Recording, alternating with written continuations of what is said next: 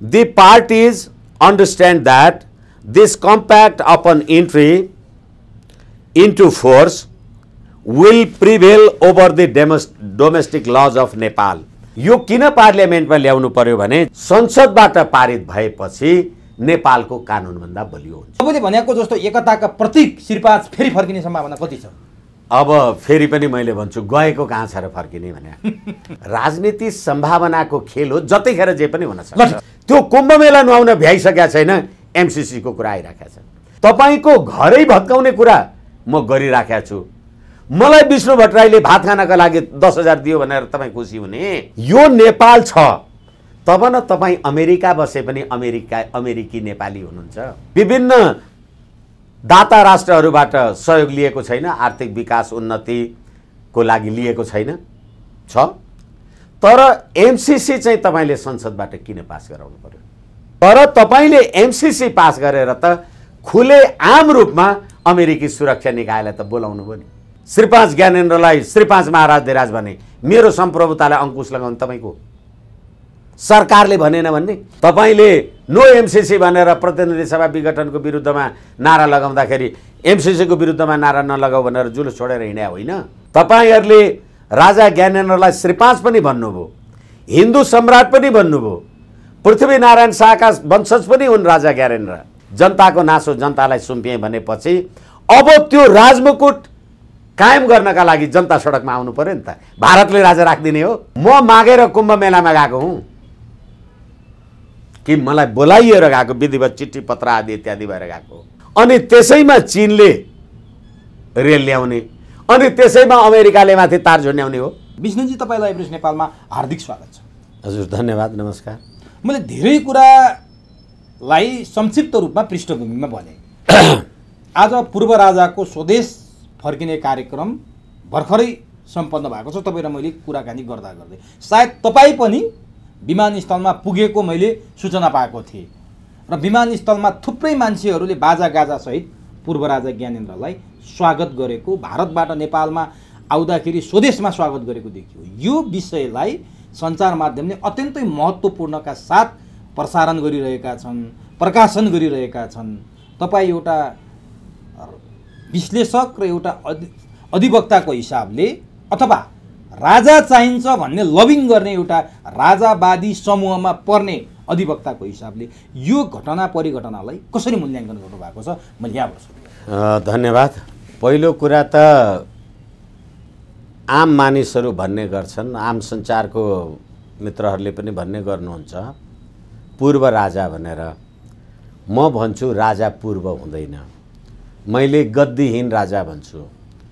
पूर्व राजा भन्ने हो भने त जसरी अहिले केपी शर्मा ओलीजी प्रधानमन्त्री हुनुहुन्छ, शेरबहादुर देउवाजी पूर्व प्रधानमन्त्री, बाबुराम भट्टराईजी पूर्व प्रधानमन्त्री भनेपछि पूर्व भएपछि वर्तमान हुनु पर्यो। त्यसै कारणले गर्दाखेरि श्रीपाद महाराज धिराज ज्ञानेन्द्र वीर विक्रम शाहदेव गद्दीहीन राजा। र फेरि मैले गद्दीहीन शब्द किन प्रयोग गरेँ भने गद्दीच्युत होइन। तपाईँ कसैले बल गरेर अथवा जबरजस्ती कुटेर फ्यालेर गरेको नभएर तत्कालीन संविधान सभाको पहिलो निर्वाचन भएपछि 2064 जेठ 14 गते तत्कालीन संविधान सभामा गणतन्त्रको कार्यान्वयन गर्ने भनेर तत्कालीन गृहमन्त्रीले एउटा पत्र चिठी पठाएपछि नेपाली जनताको नासो, नेपाली जनतालाई नै सुम्पुवा गरे भनेर राजा ज्ञानेन्द्रले गद्दी त्याग गरेको अवस्था हो। त्यसै कारणले गद्दीहीन राजा भनेर मैले भनेको हुँ। अब अहिले जहाँसम्म राजनीतिक परिदृश्य र राजा ज्ञानेन्द्रलाई स्वागत सत्कार सम्मान गर्नका लागि नेपाली जनताहरू एयरपोर्टमा पुगेको कुरा अथवा म समेत पुगेको कुरा बाजागाजा सहित तपाईले निवेदन गर्नुभयो।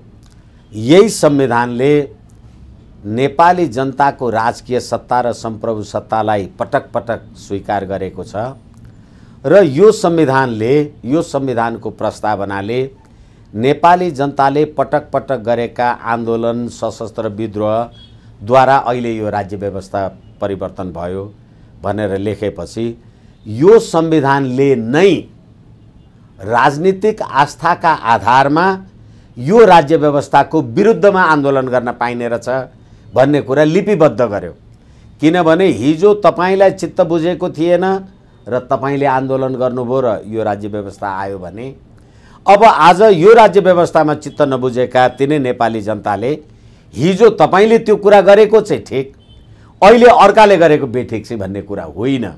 त्यसैकारण संप्रभु सत्ता भनेको नेपाली जनताको राजकीय सत्ता र संप्रभु सत्ता भनेको जनताको संप्रभु सत्तालाई कुनै कागजमा लेखेर सीमित गर्न सक्नुहुन्न र यो संविधानले, यही संविधानले नै मैले धेरैचोटि भने, फेरि अब अहिले भनिरहनु पर्ने हुन्छ, यसको धारा 274 ले संविधान संशोधनको व्यवस्था गरेको छ भने यसैको धारा 4 ले नेपाल एक संघीय लोकतान्त्रिक गणतन्त्रात्मक धर्मनिरपेक्ष राज्य हो भनेको चाहिँ छ। तर संविधानको धारा 274 ले संविधान संशोधनको बारेमा व्यवस्था गर्दै नेपालको राष्ट्रिय एकता, अखण्डता, स्वाभिमान, शान्ति, सद्भाव बाहेक अरु सम्पूर्ण कुरामा यो संविधान संशोधन हुन सक्छ भनेपछि संघीयता, गणतन्त्र र धर्मनिरपेक्ष यो संविधानले असंशोधनीय, अकाट्य बनेन। यसकारणले गर्दाखेरि हिजो यिनै नेपाली जनताको बलमा यिनै नेपाली जनताले पटक पटक संविधान सभाको निर्वाचनमा होस् अथवा संविधान सभाको निर्वाचनका कुरालाई लिएर कुरा गर्दा अलि धेरै पर पुगिन्छ। भर्खरै 2074 मङ्सिर 10, 20 गते, 10 र 21 गते प्रतिनिधि सभाको निर्वाचन भएपछि यिनै नेपाली जनताले मत दिएर प्रतिनिधि सभाको गठन भएको हो। तर प्रतिनिधि सभाका 275 प्रतिनिधि सभा सदस्यहरूमध्ये 165 जना मानिसहरूलाई मात्रै नेपाली जनताले चिन्छन्, त्यसलाई चाहिँ मतदान गरेका हुन्। बाँकी 110 समानुपातिक आएका छन्। ती कहाँबाट आए? नेपाली जनताले प्रत्यक्ष मत दिएर, तपाईँ 20,000 40,000 मत लिएर संसद सदस्य, प्रतिनिधि सभा सदस्य हुनुपर्ने, म समानुपातिकको नाउँमा पार्टीको नेताले टीका लगाइदिएको कारणले टीके भरमा म फेरि त्यही हजारौं जनताको प्रतिनिधित्व गर्ने, तपाईँ र म बराबरी हैसियतको संसद सदस्य हुने, प्रतिनिधि सभाको सदस्य हुने भनेपछि यो संसद नै नेपाली जनताको सम्पूर्ण रूपले संप्रभु सत्ताको प्रतिनिधित्व गर्ने संसद होइन, प्रतिनिधि सभा होइन। त्यसै कारण सत्ता समीकरणको कुरा तपाईले प्रारम्भमा जे निवेदन गर्नुभएको छ, अहिले प्रधानमन्त्रीजीले प्रतिनिधि सभाको विघटन गरेको पुस 5 गतेले अब गर्दा गर्दै पुस 5, माघ 5, फागुन 5, चैत 5, वैशाख 5, वैशाख 5 4 महिना गइसक्यो भने यो बीचमा प्रतिनिधि सभा पुनर्स्थापना त भयो। तर प्रतिनिधि सभा पुनर्स्थापना हुँदाखेरि जुन आधार र कारण देखाएर पुष्पकमल दाहालजी लगायतका राजनीतिक व्यक्तित्वहरूले अथवा अरू सार्वजनिक सरोकारको विषयमा पनि रिट निवेदन गर्ने मानिसहरूले जे कुरा भनेका थिए, अहिले यो प्रतिनिधि सभा पुनर्स्थापित भएर फागुन 23 गते संसदको बैठक बोलाएको पनि अब फेरि फागुन, चैत, वैशाख पनि 5 गते भइसक्यो भने यो प्रधानमन्त्री, यो सरकार विरुद्ध अविश्वासको प्रस्ताव आयो? आएन। यो सरकारलाई समर्थन दिने नेकपा माओवादी केन्द्रले समर्थन फिर्ता लियो? लिएन। उनले आफ्ना संसद सदस्यहरूलाई केही हटाउने घटाउने काम कारबाही गर्यो, तर सरकारको निरन्तरता राखिराख्यो भनेपछि अब यो संसदलाई, अब यो प्रतिनिधि सभाले अहिलेसम्म सरकारको विकल्प दिन सकेन, एउटा कुरा। र अर्को कुरा, किन विकल्प दिन सकेन त भनेपछि तपाईले प्रतिनिधि सभा हिजो विघटन गर्दाखेरि प्रधानमन्त्रीले त नेपाली जनताको राजकीय सत्ता र संप्रभु सत्ता, यो संसद चाहिँ काम लागेन, म लिन जान्छु जनताको संप्रभुता भन्दा सर्वोच्च अदालतले त रोक्यो, फैसलाले रोक्यो। रोकेको महिनौं बित्यो, तपाईले विकल्पको सरकार त दिनु भएन। अब यही राजनीतिक खिचातानीको बीचमा हिजो प्रधानमन्त्रीजीले सर्वदलीय बैठक बोलाएर एमसीसी को कुरा प्रस्तावलाई लिएर आउनुभयो। अब एमसीसी को प्रस्ताव प्रधानमन्त्रीजीले राख्न पाउनु भएकै छैन अथवा यसलाई पारित गरौँ आदि इत्यादि भन्न पाउनु भएकै छैन। शेरबहादुर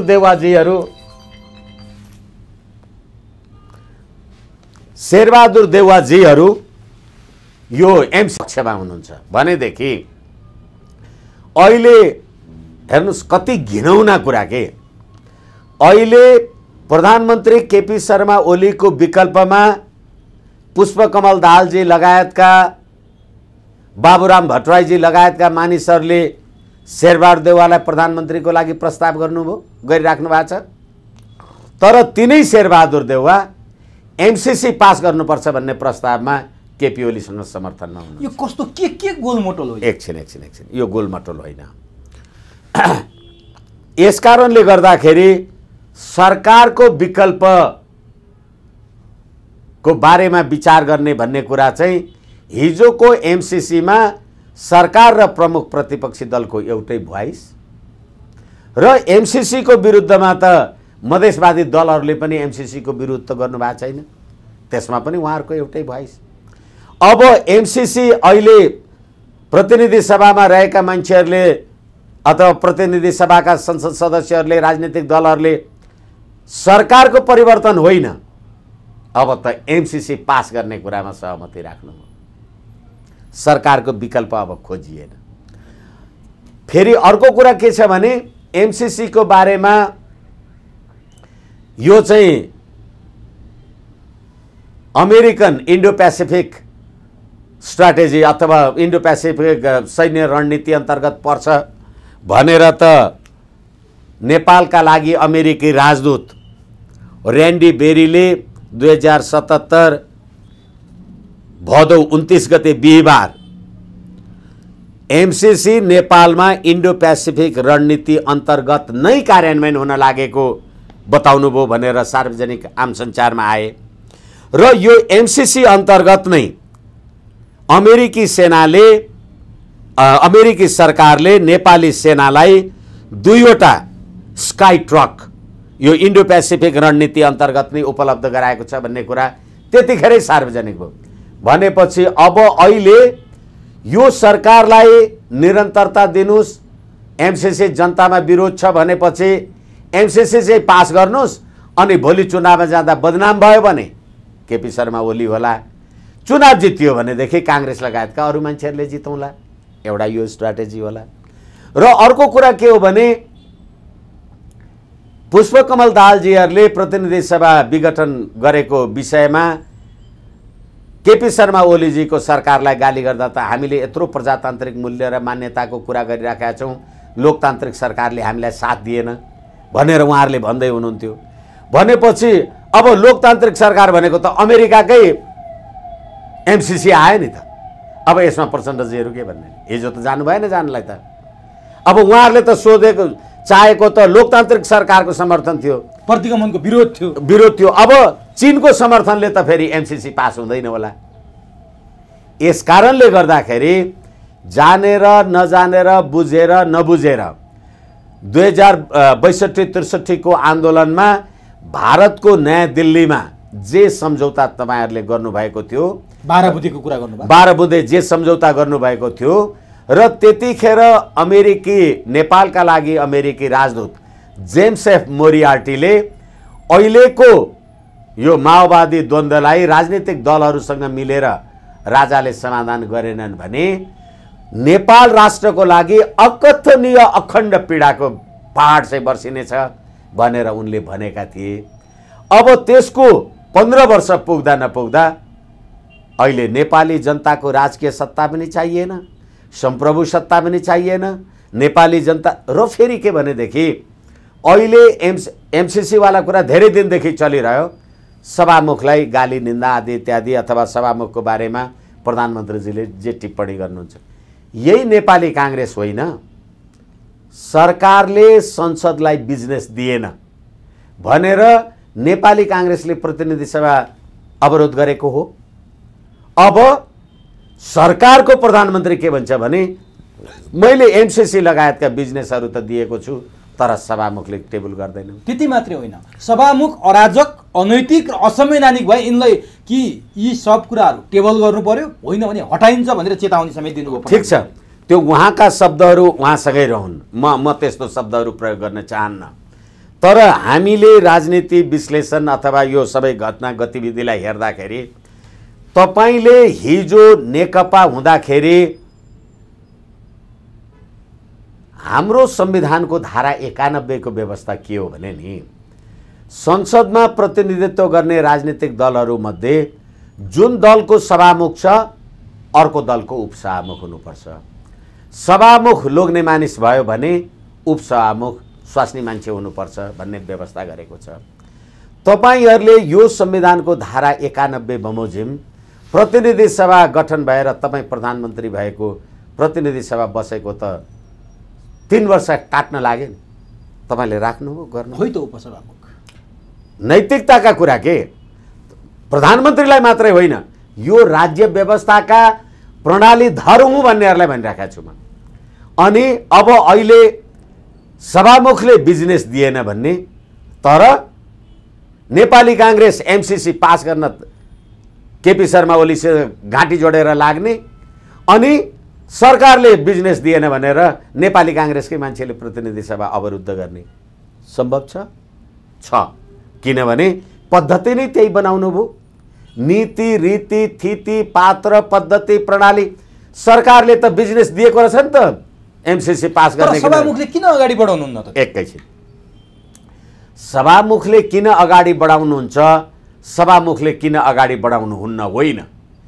तपाईँ संसदमा अहिलेको प्रतिनिधि सभामा 121 120 तपाईँ प्रतिनिधि सभाका त्यतिखेर 121 एमाले प्रतिनिधित्व गर्ने, त्यतिखेरका 53 जना माओवादीले प्रतिनिधित्व गर्ने।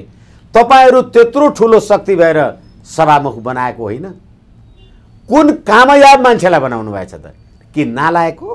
तर एकैछिन, यदि सभामुख नालायक हो भने त्यसलाई सभामुखमा विराजमान गराउने तपाईँ चाहिँ सधैँ हो त? हो, यो अहिले एकले अर्कालाई कपाल हाल गर्ने भनेपछि एउटा चरित्रहीन बच्चलन स्वास्नी मान्छेले अर्को बच्चलन स्वास्नी मान्छेलाई चरित्रहीनको आरोप लगाए जस्तै हो। यो कसरी आयो? यो प्रणालीको दोषले आयो। 12 बुँदे भनौँ न, यो प्रणाली भित्र संघीय 12 बुँदेमा त संघीय लोक के अरे गणतन्त्र संघीयता र धर्मनिरपेक्षताको संघीयताको स पनि छैन, धर्मनिरपेक्षताको ध पनि छैन, आदि इत्यादि कुरा आफ्नो ठाउँमा छन्, गणतन्त्रको ग पनि छैन। तर त्यसको बलमा भएको आन्दोलनमा तपाईले जुन संविधान बनाए भनेर भन्नुभयो, तपाईले ल्याएको संघीय लोकतान्त्रिक गणतन्त्रको नङ्गा नाच होइन यो भने। केपी ओलीले के भन्यो, पुष्पकमलले के भन्यो, प्रश्न त्यो होइन। अब फेरि अहिले त्यो बोलाएको बैठकमा बाबुराम भट्टराईजी जानु भएन, पुष्पकमल दाहालजी जानु भएन, कोनिके जानु भएन भनेपछि के त्यो सर्वदलीय बैठक भयो त? त्यसले नेपाली जनतालाई प्रतिनिधित्व गर्छ त?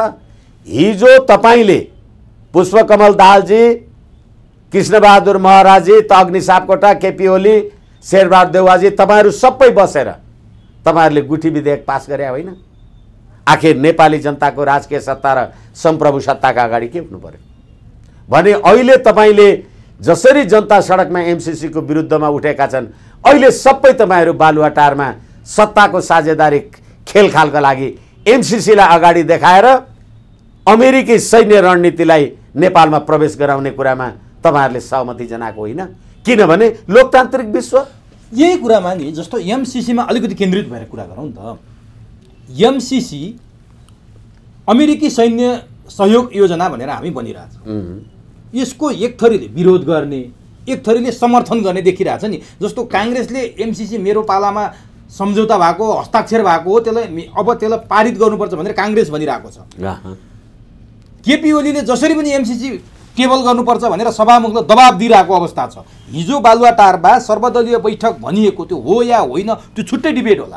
त्यो बैठकमा काङ्ग्रेसले एमसीसी को बारेमा कुरा गर्ने, प्रधानमन्त्रीले सभामुखले अगर्मन्यता गरे एमसीसी अब अगाडि बढाउनुपर्छ भन्ने, अनि प्रचण्डहरूले विरोध गरे जस्तो देखिने। हेर्नु है, तर यसको हिस्ट्री खोज्दै जाँदा त प्रचण्ड अध्यक्ष, बाबुराम भट्टराई प्रधानमन्त्री, वर्षमान पुन अर्थमन्त्री हुँदा एमसीसी भित्रै रहेछ नि त। अनि एउटाले विरोध गरे जस्तो गर्ने अनि सबै चाहिँ एमसीसीको पक्ष पोषणमा देखिने, यसको तात्पर्य चाहिँ के हो? त्यसैले अघि मैले तपाईँलाई त्यो जेम्स एफ मोरियार्टी लगायतको नाम भने र 12 बुँदे समझदारी भने, नेपालमा यो राजनीतिक परिवर्तनमा चीनको निर्णायकत्व त छैन नि, चीनको संलग्नता त छैन नि। अदृश्य परोक्ष रूपमा जे होला, तर आम रूपमा जे देखिएको छ त्यो कुरा त छैन नि। अनि अहिले तपाईँले मिलेनियम च्यालेन्ज कर्पोरेसन भनेर तपाईँले 60 अर्ब नेपाली रुपियाँ बराबरको 5 करोड डलर 6 करोड डलर यसको तपाईँले कुरा गरिराख्नु भएको छ भने, नेपालले संसारमा यो सरकारले सयौं पटक विभिन्न दाता राष्ट्रहरूबाट सहयोग लिएको छैन, आर्थिक विकास उन्नतिको लागि लिएको छैन छ। तर एमसीसी चाहिँ तपाईँले संसदबाट किन पास गराउनु पर्यो? अरू चाहिँ सरकारको सम्बन्धित मन्त्रालय अथवा परराष्ट्र मन्त्री अथवा प्रधानमन्त्री अथवा सरकारले गर्दाखेरि तिनीहरू आर्थिक सहयोग आदि इत्यादि आदान प्रदान निर्माण विकासका कुरा हुन्छ, पुग्छ, मिल्छ। यो चाहिँ किन पार्लियामेन्टमा ल्याउनु पर्यो? यो किन पार्लियामेन्टमा ल्याउनु पर्यो भने, जहाँसम्म मलाई लाग्छ यो एमसीसी को धारा 7 मा के लेखेको छ भने, अथवा यसको अलिकति उसको कुरा गर्दाखेरि यो एमसीसी मा सरकारद्वारा प्रतिनिधि सभाद्वारा अनुमोदन हुनुपर्छ भनेर लेखेको छैन, थिएन। तर के भनियो भनेदेखि यसको आर्टिकल 7 मा के भन्यो भने, the parties understand that this compact upon entry into force will prevail over the domestic laws of Nepal। यो सम्झौतामा लेखिएका कुराहरू संसदबाट पारित भएपछि नेपालको कानुनभन्दा बलियो हुन्छ। अब अहिले तपाईले हाम्रो खासा केरुङ लासा जे भन्नुस्, त्यहाँबाट ल्याएको विद्युत 410 केबी प्रसारण लाइन त भारतको गोरखपुर मुजफ्फरपुरसम्म पुग्छ। अब भारतसम्म बिजुलीको विद्युत विस्तार गर्ने कुरामा नेपाल र अमेरिका मात्रै हिसाब गरेर सम्भव भयो होला। भारतको पनि मिलेमतो छ भन्नुको अर्थ उनीहरूले त इन्डोर्स गरेका छन् यो कुरालाई। तर अब फेरि मैले तपाईलाई के निवेदन गरौँ भने, अहिले यो विद्युत प्रसारण लाइन को कुरालाई तपाईले जे भन्नु भएको छ, हाम्रो संविधानको अहिलेको संविधानको धारा 279 को अवस्था के छ भने, सुरक्षा एवं सामरिक सम्बन्ध, प्राकृतिक स्रोत तथा त्यसको उपयोगको बाँडफाँड भनेपछि एमसीसी अन्तर्गत पर्ने हामीले जहाँ त्यो विद्युत प्रसारण आदि इत्यादि जहाँ काम गर्छौं त्यो ओके भएर काम गर्न थालेपछि त्यहाँ कसलाई काममा लगाउने अमेरिकाको निर्णयमा भर पर्छ। को मान्छे काम गर्छ उनीहरुकोमा भर पर्छ। त्यहाँनिर कुनै झगडा टन्टा अथवा जे जस्तो आदि इत्यादि बदमाशी अपराध जे भयो नेपालको कानुन लाग्दैन। अनि त्यहाँ होला अमेरिकी सेनाकै मान्छेहरु काम गर्न आएका हुन्छन् कि सुरक्षा उनीले दिने होला हैन, सुरक्षा पनि उनीहरुकै हुन्छ। र फेरि के हो भनेदेखि अब अहिले केरुङदेखि हामीले गोरखपुर मुजफ्फरपुरसम्मको कुरा गरिराखेका छौं भने बीआरआई को बाटो हैन, हाम्रो केपी शर्मा ओलीजीले ल्याउनु हुने रेल सेलको बाटो त त्यही बाटो पर्ला।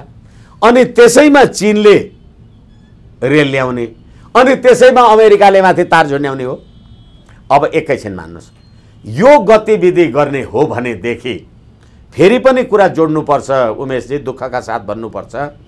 यो अहिले नेकपा भन्ने दल जब 5 गते पुष 5 गते प्रतिनिधि सभा विघटन गर्नुभयो प्रधानमन्त्रीजीले, त्यतिखेर चीनका केयुएचओ भन्ने मान्छे नेपाल आएर तपाईहरुको राजनीतिक अस्थिरताले गर्दा चीनको सुरक्षामा खतरा नपुगोस् भनेपछि अब अहिले तपाईले एमसीसी पास गर्दाखेरि बीआरआई को बाटो के हुन्छ त?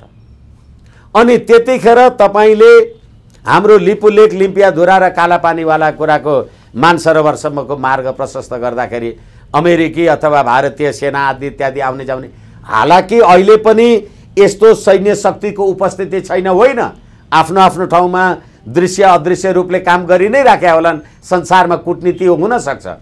तर तपाईँले एमसीसी पास गरेर त खुले आम रूपमा अमेरिकी सुरक्षा निकायलाई त बोलाउनु भयो नि। किनभने अहिले भर्खरै तपाईँले भने जस्तो होला होइन, त्यहाँ भएका सम्पूर्ण सुरक्षा सम्बन्धी काम कारबाहीमा नेपाल सरकारको सहभागिता संलग्नता गर्न पाइँदैन। भनेपछि फेरि अर्को कुरा, यही एमाले, त्यही केपी शर्मा ओली अध्यक्ष, त्यही पुष्पकमल दाहाल अध्यक्ष भएर एमसीसीको बारेमा अध्ययन गर्नलाई गएको वर्ष झलनाथ खनालको संयोजकत्वमा भीम रावल र प्रदीप गेवालीको तपाईँले कार्यदल बनाउँदाखेरि यसको आर्टिकल 10 आर्टिकल 20 यिनीहरू संशोधन नगरिकन लागू गर्न हुँदैन भन्ने रिपोर्ट छ। अब नेकपा नै खारेज भइसकेपछि त्यो कार्यदलको के औचित्य? एकैछिन नेकपा पो खारेज भयो त, एमसीसी त छँदैछ नि, कुरा चाहिँ एमसीसी को हो नि। अनि एकछिन, अब तपाईँले संशोधन गरेर लागू गर्ने भनेर जुन कुरा लेख्नुभयो यो यति बौलट्टीपन हो। तपाईँ र म कुनै एउटा करार गऱ्यौँ यस्तो यस्तो, तर त्यो तेरो र मेरो बिचमा हुन्छ भनेर, त्यो करारलाई मैले मेरो मात्रै देशमा लगेर तलमाथि गरेँ भने अमेरिकाले मान्छ? त्यो कस्तो बच्चौले होइन उमेशजी। यहाँ तपाईँले नेपाली जनतालाई उल्लु बनाउन खोजिराख्नु भएको छ।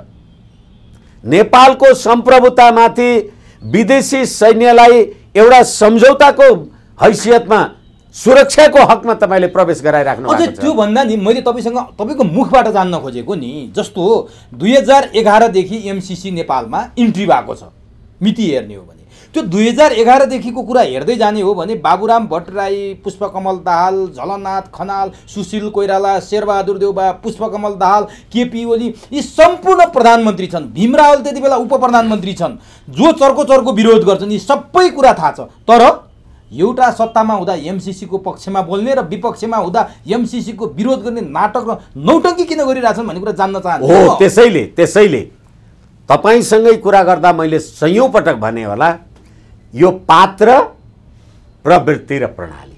हेर्नुहोस् त, यी पात्र, तपाईँ कुर्सीमा बस्नुहुन्छ एउटा भन्नुहुन्छ, अहिले तपाईँले भनिहाल्नुभयो। होइन, एकैछिन, अब अहिले त्यो झलनाथ खनालजी कहाँ छन्? ती हिजो सर्वदलीय बैठक बस्दा उनीहरू औपचारिक रूपले त ब्रेक भएका छैनन्, अथवा उनीहरू केपी शर्मा ओलीजीले गरेको कुरामा असहमत छन् भने एमसीसीको बारेमा किन एउटा वक्तव्य निकालेनन् आज? त्यसै गरेर पुष्पकमल दाहालजीको कुरा गर्नुहोस्। हिजो नेपाल बन्दको बेला एमसीसीको नारा लाग्दा रोक्ने प्रचण्ड होइनन्? नेपाल बन्द यही पछिल्लो पटक तपाईँले नो एमसीसी भनेर प्रतिनिधि सभा विघटनको विरुद्धमा नारा लगाउँदाखेरि एमसीसीको विरुद्धमा नारा नलगाऊ भनेर जुलुस छोडेर हिँड्या होइन हो। त्यसै कारणले गर्दाखेरि, तर फेरि मैले तपाईँलाई भने, म धेरै आम सञ्चार मार्फत भनिराखेको छु, हिजो पनि तपाईँले 2/3 संसद सदस्य भएको पार्लियामेन्टले गुठी विधेयक जस्ता कुराहरू ल्याउँदाखेरि यही देशको सर्वोच्च अदालतले गुठी धर्म, संस्कृति, सभ्यताहरू समाप्त भयो भने मुलुक लोप हुन्छ भनेर फैसला गरेको थियो। जनता सडकमा आएपछि तपाईँले गुठी विधेयक ल्याउन सक्नु भएन।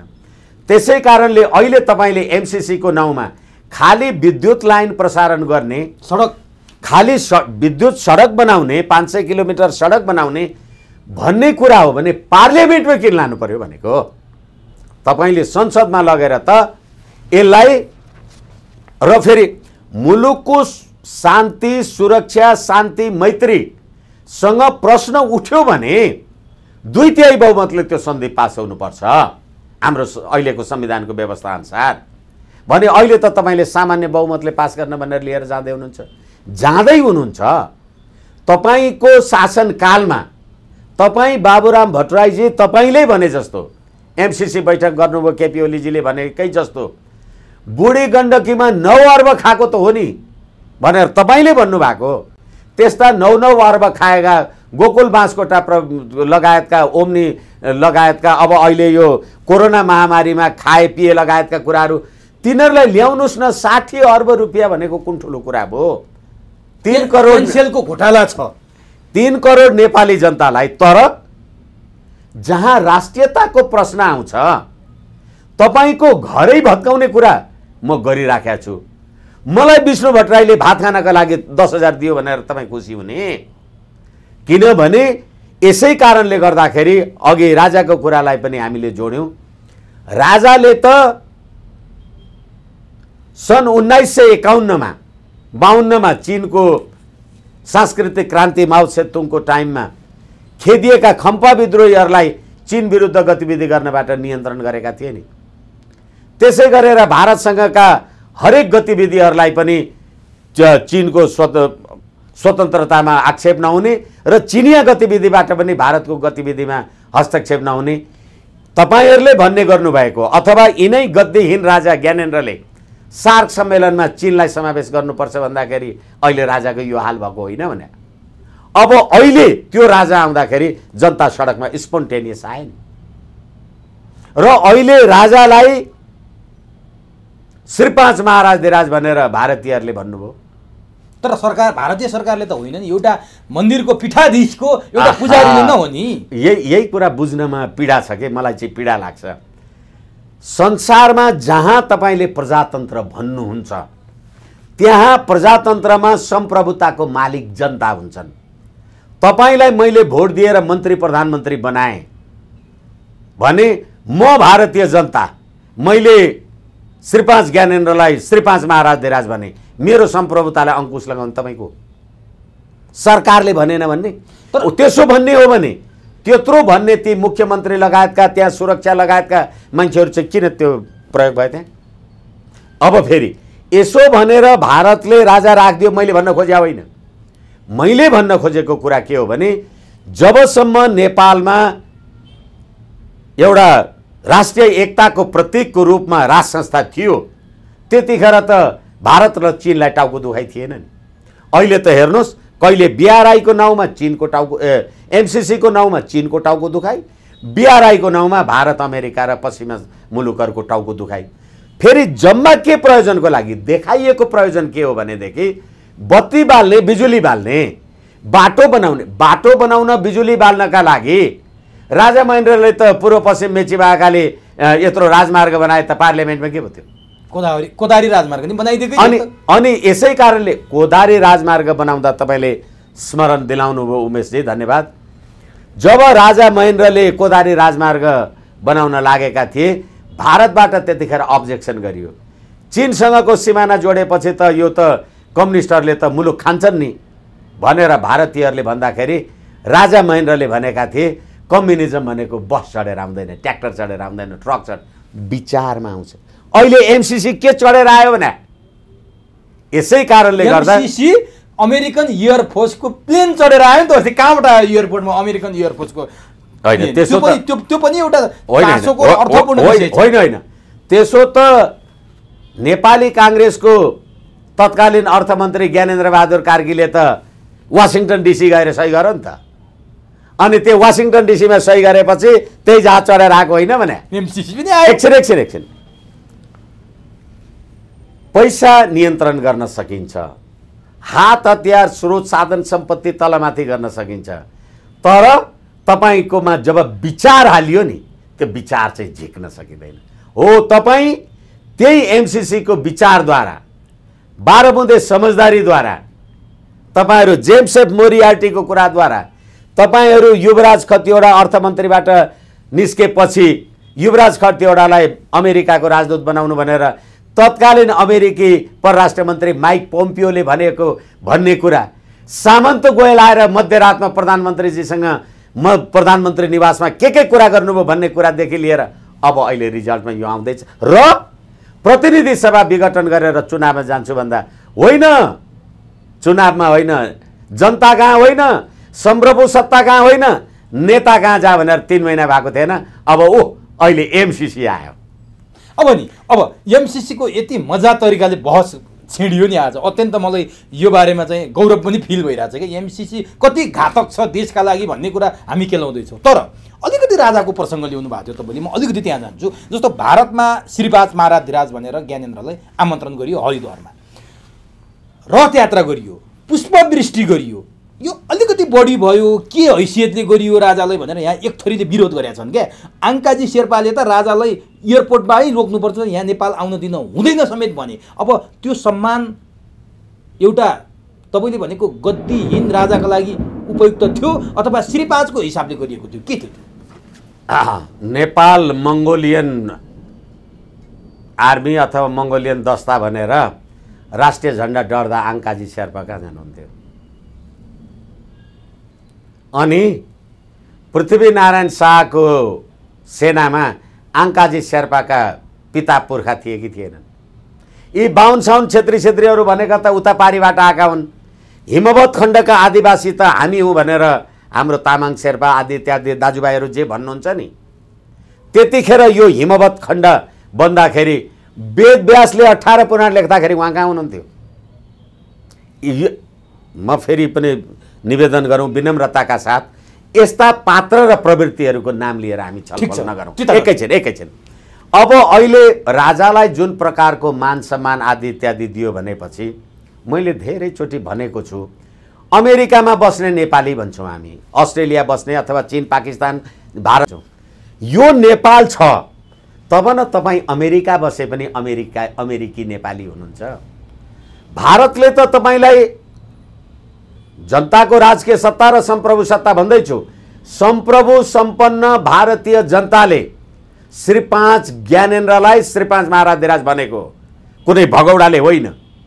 अनि त्यो कुम्भ मेला अथवा त्यो हाम्रो हिन्दू दर्शन वैदिक र दैविक जुन शक्तिको अजस्र स्रोत हो, जहाँ नरेन्द्र मोदीजीले भनेको कुरा मैले धेरैचोटि दोहोऱ्याएको छु।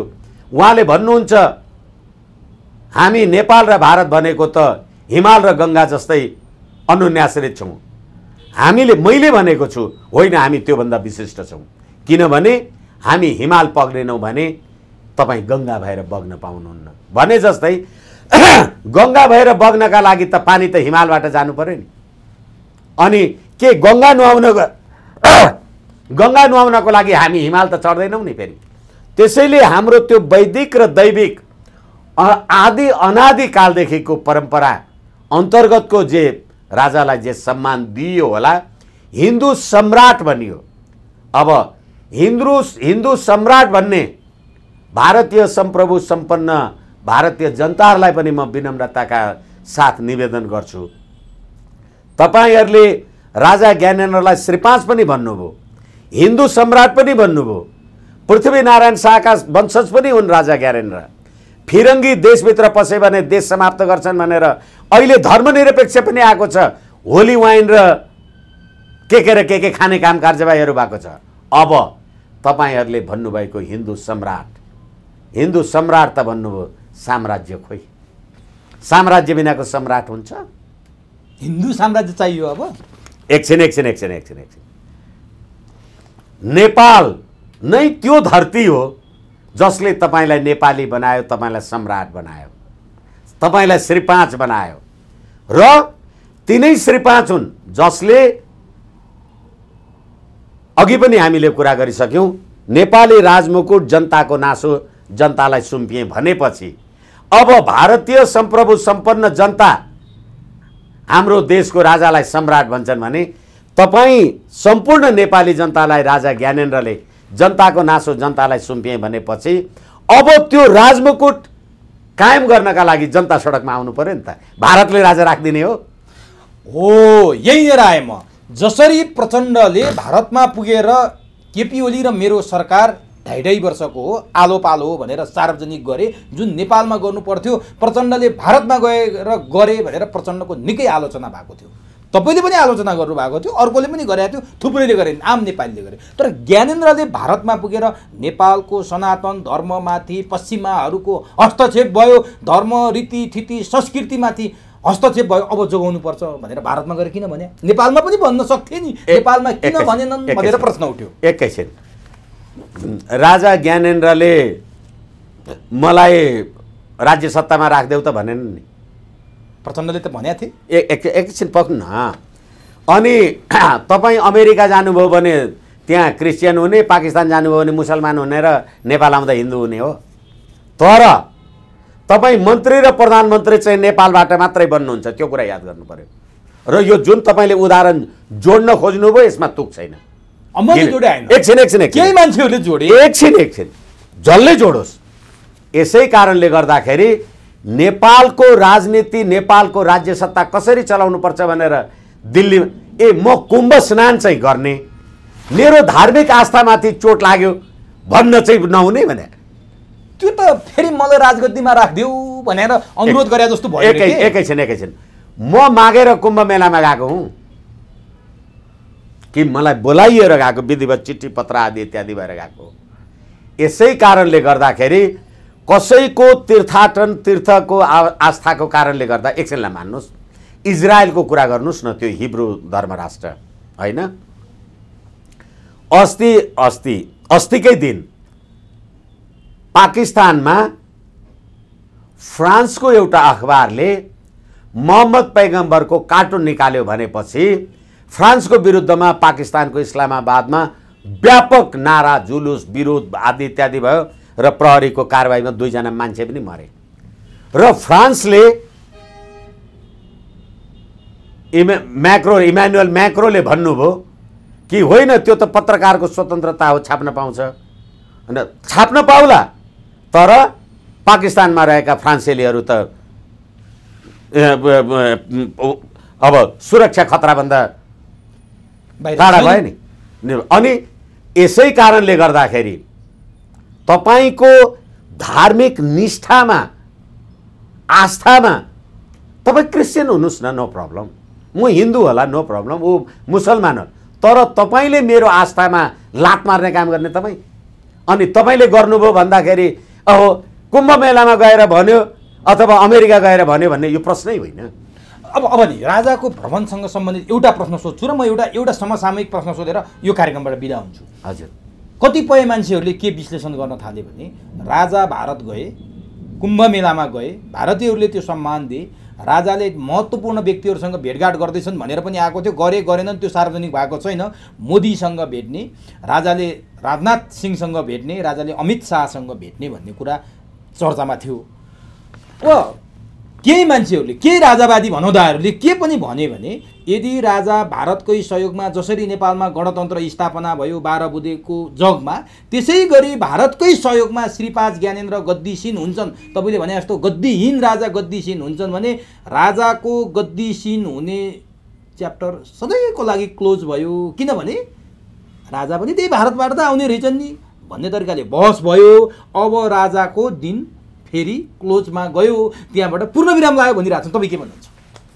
म यो भनाइसँग असहमति राख्छु सम्मानपूर्वक। तपाईँ कहीँ जानुभयो, तपाईँलाई कसैले आदर सम्मान र मर्यादा दियो भने त्यो मर्यादा दिँदाखेरि अब नेपाली जनताले चाहिँ के हिसाब गर्ने? नेपालको लागि संवैधानिक राज संस्था, राष्ट्रिय एकताको प्रतीक, सर्वधर्म समभाव, सनातन हिन्दू राष्ट्र नेपाल, अखण्ड नेपाल भन्ने कुरा चाहिँ त्यो चाहिँ एउटा मान्यता रहेछ नि त। अब हिजो 62-63 को आन्दोलन अगाडिसम्म जुन प्रकारको स्थिरता, राजनीतिक स्थिरता, शान्ति, सद्भाव जे थियो होला, तपाईले सर्वहाराको अधिनायकवादको नाउँमा जुन 17,000 मान्छे मार्ने काम कारबाही भयो, आखिर त देशमा न तपाईले सर्वहाराको अधिनायकवाद ल्याउन सक्नुभयो। संसद भनेको खसीको टाउको देखाएर कुकुरको मासु बेच्ने थलो हो भन्नुहुन्थ्यो, तपाईहरुले अहिले त्यो कुकुरको मासु बेच्ने थलोमा गएर 17,000 नेपाली जनताको रगत खाइराख्नु भएको छ।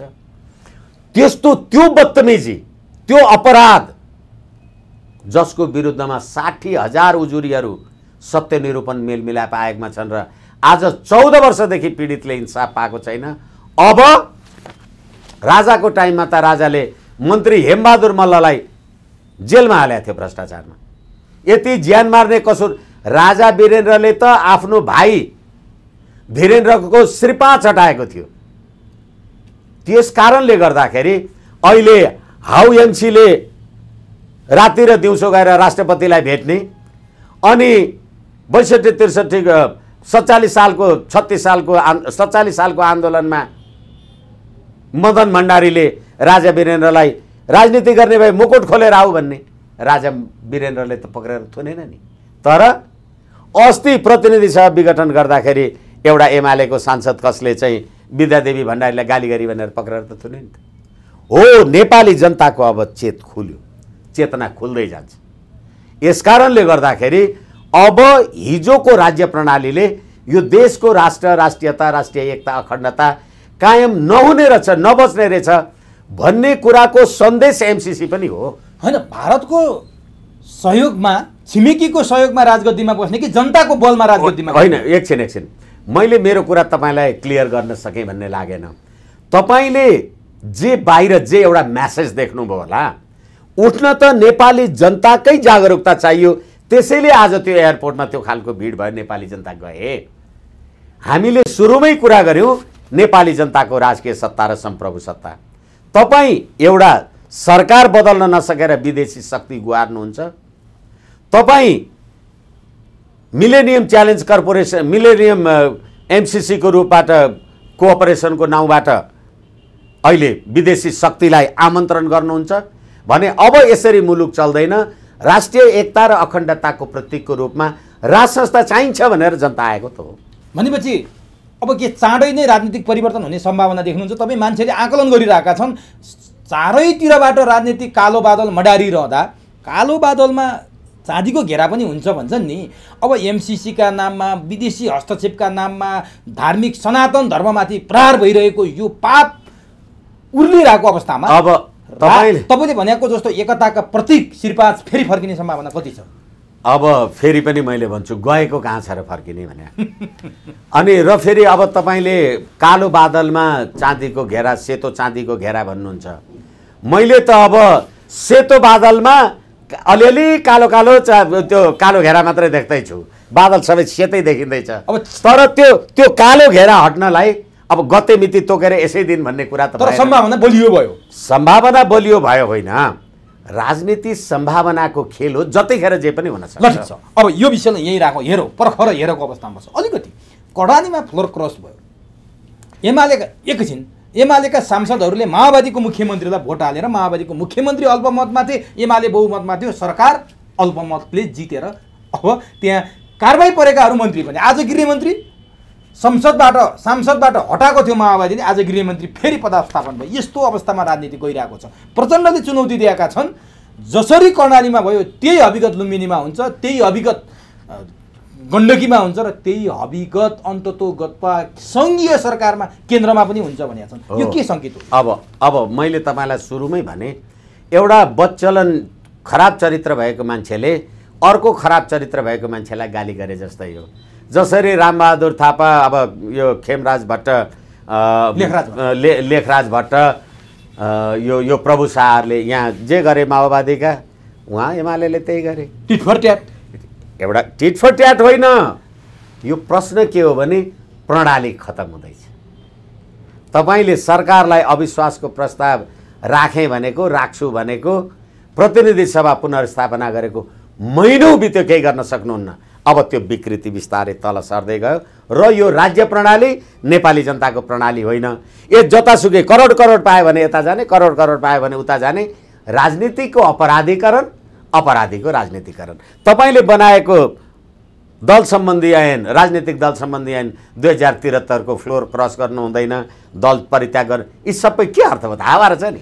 भनेपछि प्रणाली फेल हुँदैछ। तपाईँले हुँदैछ होइन, प्रणालीले वर्क नै गरेन। अब त्यसो हो भने अब सत्ता समीकरणको विषय चर्चा चलिरहेछ नि।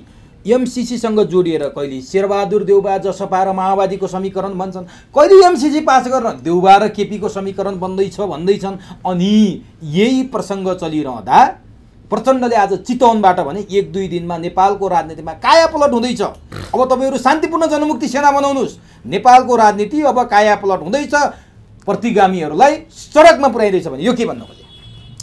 प्रचण्डजी लगायत यो संविधान बनायौँ भन्ने मान्छेहरूलाई यो संविधानको धारा 5 याद गर्नलाई म एभरेस्ट मिडिया मार्फत निवेदन गर्छु।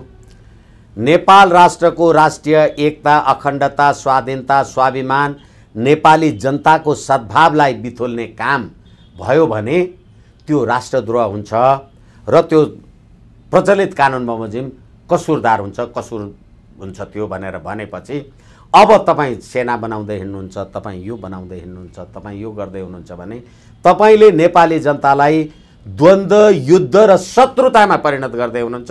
गर्नेको पुष्पकमल दाहालजी, केपी शर्माजी, शेरबहादुर देउवा, माधव नेपाल, यिनै पात्र, प्रवृत्ति र प्रणाली, बाबुराम भट्टराईजी, उपेन्द्र यादवजी भनेपछि तपाईँहरूले लेखेको संविधानले तपाईँहरूलाई अपराधी घोषणा गरेको छ भनेपछि यो कुरा तपाईँहरूलाई धेरै थाहा होला। तर कायापलट हुँदैछ भने के प्रचण्डले के भन्न खोजे हुन्थ्यो? यसै कारणले गर्दा राजा आउने कुरा हो त्यो। एकछिन यसै कारणले गर्दाखेरि अहिले विप्लव माओवादीलाई तपाईँले राष्ट्रघाती आदि इत्यादि प्रतिबन्ध लगाउने आतङ्ककारी जे भन्नुभएको थियो, विप्लवलाई हात मिलाएको हप्ता दिन पुग्दा नपुग्दै विप्लव आफैले पनि अन्तरिम सरकारको केयरटेकर गभर्मेन्टको कुरा त गर्नुभएको थियो। अनि अहिले अब कुम्भमेला नुहाउने ननुहाउने कुरामा फेरि अहिले यो अर्को नयाँ कुरा आइराखेको छ। त्यो कुम्भमेला नुहाउन भ्याइसकेका छैन, एमसिसीको कुरा आइराखेको छ। र हिजो बोलाइएको मिटिङमा, सर्वदलीय मिटिङमा अरू कुराहरूलाई छाडेर एमसिसी पास गर्ने र सभामुखलाई गाली र निन्दा कोरोनाको कुरो पनि थियो। कोरोनाको कुरामा के पाउनुभयो त तपाईँले राहत?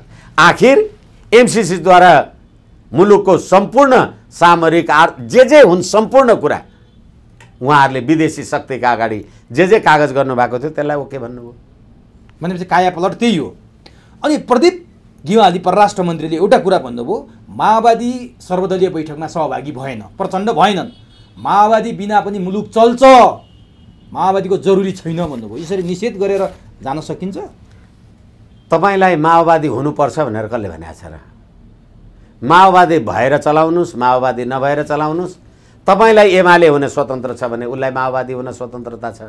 तर तपाईँहरूले बनाउनु भएको संविधानको धारा 5 को उल्लङ्घन चाहिँ तपाईँ सरकारमा बस्नेले, तपाईँ संसदमा बस्नेले, तपाईँ मन्त्री हुनेले सबैले उल्लङ्घन गर्नुभएको छ र तपाईँहरू सबै कसुरदार हुनुहुन्छ।